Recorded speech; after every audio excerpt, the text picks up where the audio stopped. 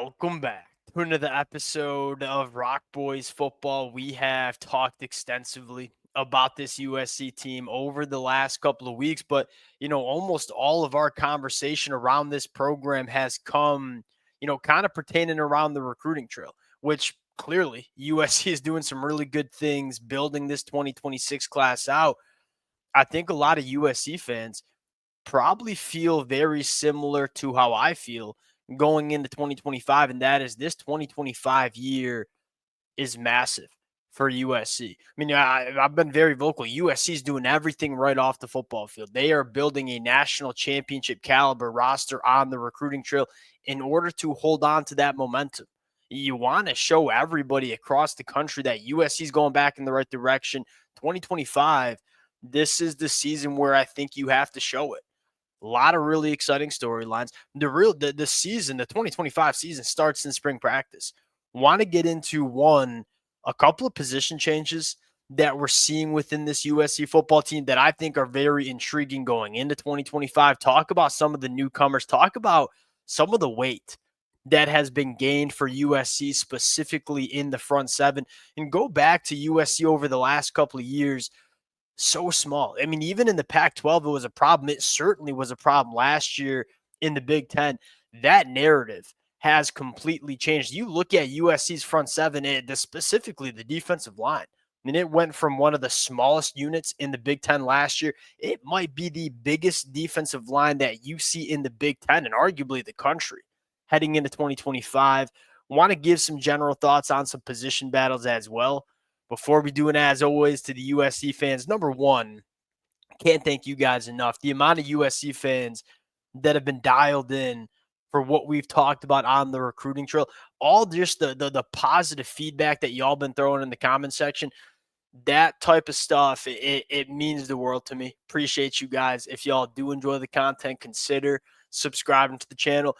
Much more importantly, to the USC fans, would love to hear your biggest storylines and what you're most excited about for USC going into spring practice.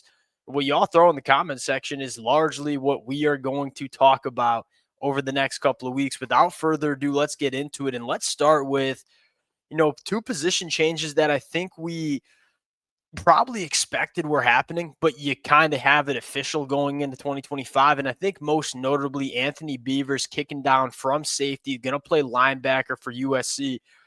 Absolutely love it. Anthony Beavers was, kind of a tweener guy, a little big to play safety, a little small to play linebacker, has put on weight up to 225 pounds.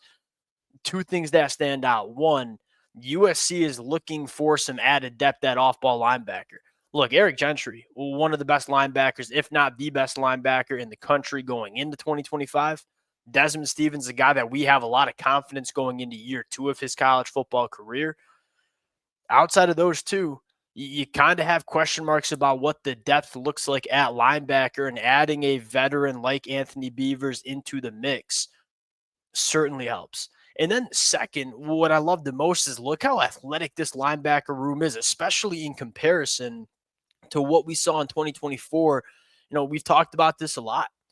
Mason Cobb, Easton Mascarenas Arnold, veteran linebackers that just seem to lack the speed and lack the second level athleticism that you need in college football. We talk about it a lot. Where is college football going? Not only in the Big Ten, but really across the country. College football offenses are going to try to get their speed in space. You need off-ball linebackers that can run with opposing offenses. Mason Cobb, Easton Mascarenas Arnold, those guys just weren't fast enough. Eric Gentry, Desmond Stevens, Anthony Beavers converting from a safety to a linebacker. You got a ton of athleticism. It's a much more athletic unit than what we saw in 2024. And then secondly, it gives Coach Dan Lynn a little bit of creativity in terms of the personnel he wants to use. On third and long, sometimes you go to, dime or nickel packages, bringing more defensive backs onto the football field. With a guy like Anthony Beavers, who has experience playing as a defensive back, you probably don't have to take your linebackers off the field as much as you used to, because Eric Gentry, because Desmond Stevens, because Anthony Beavers can all operate in coverage as well. I really do like that move, not only from a fit for Anthony Beavers. I think that's where he might be best at, but also the much needed depth that it adds to this USC linebacker room. Secondly, Elijah Newby kicking down to an edge rusher. I think we expected this as well. I don't know if it's going to be this year. File Elijah Newby away for the future because this kid is about as gifted as you see on the defensive side of the football for USC. Now, he was a little bit raw. You weren't sure what position he was going to play. Go back to how we talked Elijah Newby when he committed to USC. Go back to his senior year film. His best film as a football player was operating as an edge rusher. Yeah, he was athletic enough to play off-ball linebacker, but this is kind of the conversation that you want to figure out the best spots to put your football players in.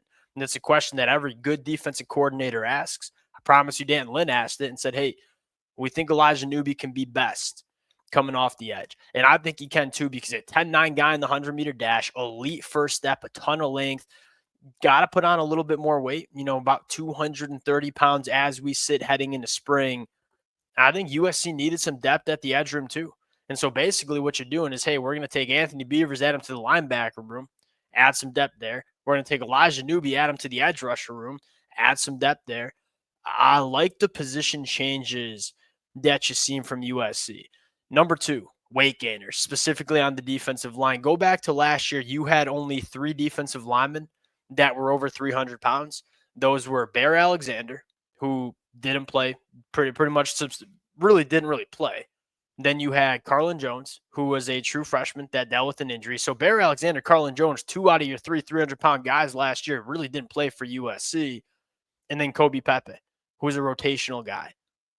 I saw somebody on Twitter, I didn't fact check it because I ain't a numbers guy, but they calculated the average weight of the middle of this defensive line for USC. It goes 330 pounds. That's in, and you just go down the list. It makes sense, right? Jamal Jarrett's 350. Keyshawn Silver's 330. Kobe Pepe's 335. Floyd Boucard 311. Carlin Jones 311. Ratumana Bulabavu, who is a guy that's generating some buzz. He goes 311. I mean, you're only 2 guys who are under 300 pounds as we sit right now, Jakeem Stewart, Devin Tompkins, and Jida Abisari, who all have gained weight over the last couple of weeks and are really pushing on 300 pounds, and wouldn't be surprised if all of them play the 2025 season over 300 pounds as well. I threw a lot of names out there, but the point is USC barely had anybody playing on the defensive line that was over 300 pounds. Now you got dang near 8 guys. It's a deeper unit, it's a more talented unit, and it's a bigger unit. That should fire up a lot of USC fans. Not to mention your edge rushers, Anthony Lucas, Braylon Shelby, Cam Fountain. Those are big edge rushers too. This is arguably the biggest defensive line that we see in the country, which is so crazy considering how we talked about this USC defensive line going into 2024. They took probably the weakest position group on this football team and made it into arguably their best position group heading into 2025. That's what you're looking for. Couple general thoughts before we wind down here. Number one, the competition at right tackle.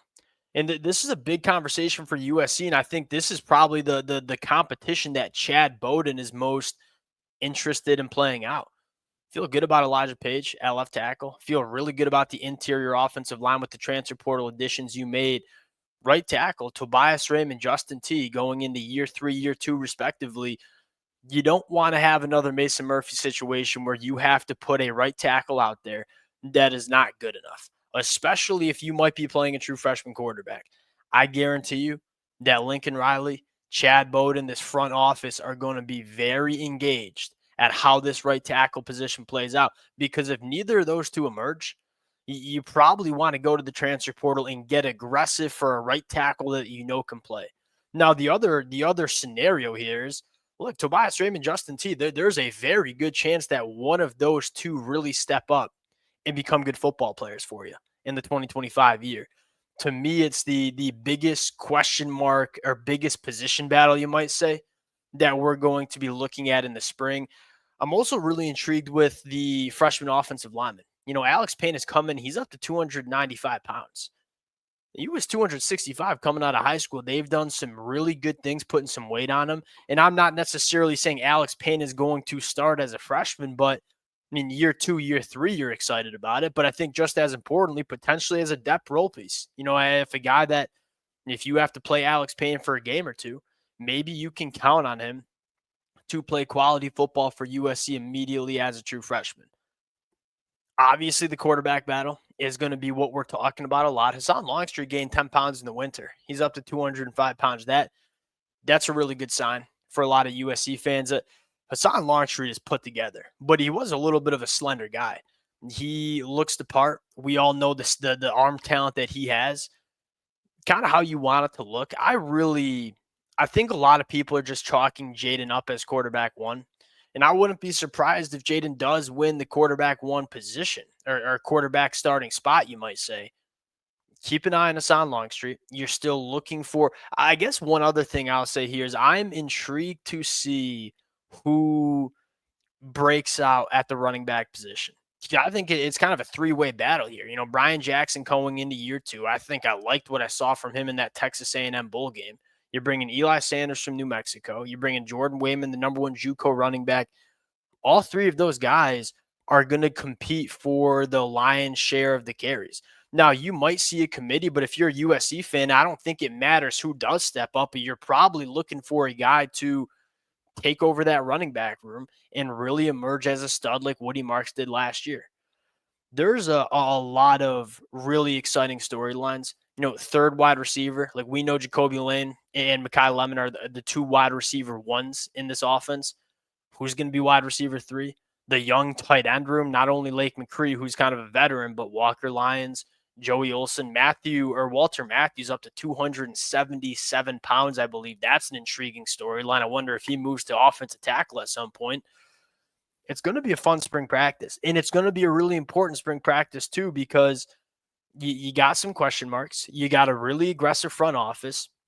If these question marks do not get answered in spring practice, you will see USC get aggressive in this spring transfer portal window. A lot to talk about, not only in spring practice, but on the recruiting trail. Appreciate you guys rocking with it. If y'all do enjoy the content, consider subscribing to the channel, and we'll talk to y'all later.